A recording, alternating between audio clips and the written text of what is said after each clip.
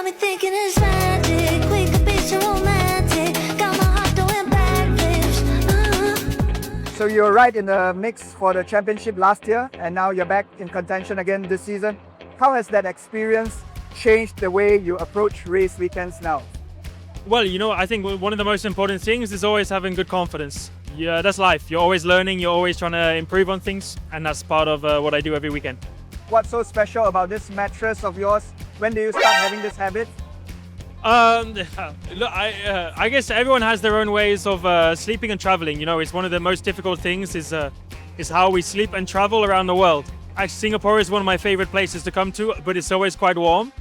But I always need to sleep in the very cold. So the room has to be as cold as possible, but also my bed, I make it as cold as possible. So you have to learn what is working best for you. And that is always what works best for me. From fighting for podiums to now chasing the title, what's the biggest personal shift you've noticed in yourself as a driver? I definitely have more confidence now than I had last year. But it's also a very different situation. Fighting against my teammate, those kind of things. Every year is different, you're always learning. But yeah, believing in yourself, having confidence, that's the most important. You've talked about wanting to be seen as a good guy in Formula One.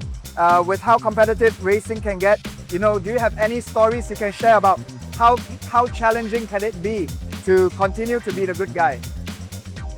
I mean, this is tricky, because my goal every day is not just that. My goal is to win every weekend. So I will always do everything I can to try and win. But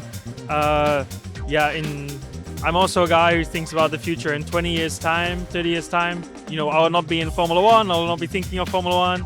And then I just want to have a good group of people around me. So I think it's always important to remember both yourself on and off the track. I want to win, but off the track, I also want to be just a good guy who is respected. And for me, that's one of the most important things. Good stuff. I've got a feeling you will be remembered very well. I'll do my best.